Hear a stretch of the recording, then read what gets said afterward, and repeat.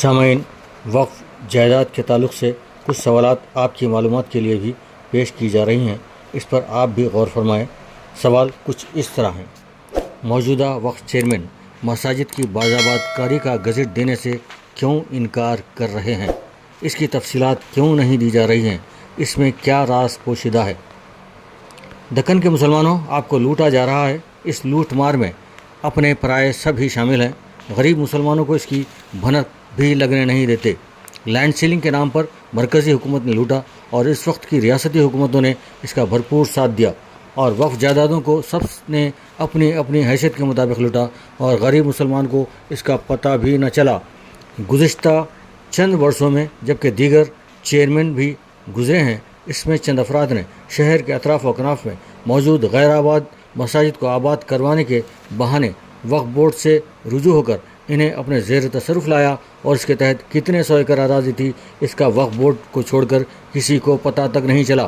حضور نظام کے دور میں عام آدمیوں کے علاوہ شاہی خاندانوں، ان کے درجہ اول کے عمرا نے مساجد، درگاہوں، خانقاہوں کے لیے وسیع و عریض اراضی مشروط الخدمت وقف کی تھی، جو کہ 500 گز سے لے کر 2500 ایکڑ اور 8-9 ہزار ایکڑ تک بھی ایک درگاہ، قبرستان، مسجد، خانقاہ، عاشرخانہ اور چلہ وغیرہ کو دی گئی تھی۔ میں نے خود حضور نظام کا ایک فرمان دیکھا ہے جس میں انہوں نے وقار العمرہ کے امیر کو ہدایت دی کہ تمہاری زمینات میں سے گلبرگہ کے قریب ایک درگاہ کو 3 گاؤں، جو کہ 8000 ایکڑ سے زائد زمین ہوتی ہے، وقف کر دیں اور اس کی آمدنی میں سے 1/3 وصول کر لے۔ تو اندازہ لگایا جا سکتا ہے کہ حیدرآباد کے اطراف و اکناف مساجد، درگاہوں، قبرستانوں، خانقاہوں، عاشرخانوں اور چلوں کے لیے کتنی زمین وقف کی ہوگی۔ پتہ نہیں آزادی کے بعد سے مسلسل کئی دہوں تک قائم رہنے والی کرناٹک کانگریسی حکومت نے اس 8-9 ہزار زمین کا کیا حشر کیا ہے، جبکہ وقار العمرہ کے ایک فرد نے کہا کہ اس سے ہمیں جب سے ہم نے ہوش سنبھالا ہے اب تک کچھ نہیں ملا۔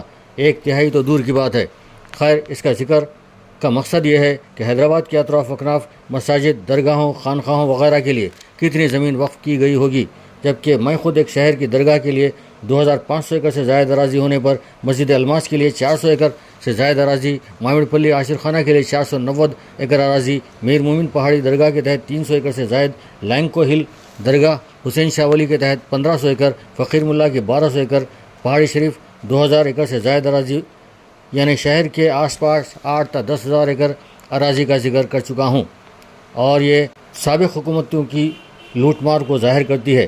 اور قدیم مسجدوں کی باضابطہ کاری اسکیم میں ہمارے کچھ وائٹ کالر لوگ شامل ہیں، جن کی پشت پناہی موجودہ چیئرمین بھی کر رہے ہیں۔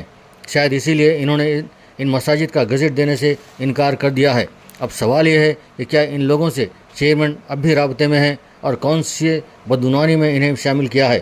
اب سوال یہ ہے کہ غریب مسلمانوں کی جگہ صرف مخصوص لوگوں کو اپنے حلقہ ارادت مندوں میں کیوں شامل کیا گیا، جبکہ غریب اس بات کا حقدار ہے اسے سر چھپانے کے لیے جگہ ملے۔ اس کمر توڑ مہنگائی کے دور میں غریب گھر کا کرایہ کیسے ادا کرے گا، اس کا کسی نے فکر نہیں کیا ہے۔ وقف مافیا کے لوگوں نے صرف اپنی جیبیں بھرنے ہی کو اپنا فرض سمجھ رکھا ہے۔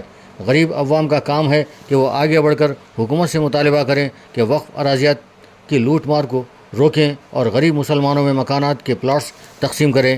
عوام اب آگے بڑھ کر وقف چیئرمین سے سوال کرے کہ حیدرآباد اور سکندرآباد کے اطراف و اکناف میں جو ہزاروں ایکڑ اراضیات ہیں، ان میں غریب مسلمانوں کو کیا دیا ہے اور غیر قانونی کالونیاں کس طرح تعمیر ہوئی۔ چنگی چرلا، لینکو ہل اس کی چھوٹی سی مثال ہیں۔ اور چیئرمین سے یہ بھی سوال کیا جائے کہ حیدرآباد اور سکندرآباد وقف قابضین سے کتنا کرایہ وصول کیا جا رہا ہے، قابضین کی تعداد کتنی ہے اور قبضوں میں کتنے ایکڑ زمین ہے، قابضین کے خلاف کتنے مقدمات میں شکست ہوئی اور یہ شکست کیوں ہوئی، اور عدم پیروی کے بنا پر جو شکست ہوئی، اس عدم پیروی کے وجوہات کیا ہیں اور اس میں کون کون شامل ہیں۔ یہ سوالات ضرور اٹھائے جائیں۔ اس کے لیے حیدرآباد اور سکندرآباد کے ہر محلے سے لوگ بڑی تعداد میں وقف بورڈ آ کر روزانہ سوال کریں اور جواب طلب کریں تو بہتر ہوگا۔ اب اجازت دیجیے میر عنایت علی کو۔ اللہ حافظ۔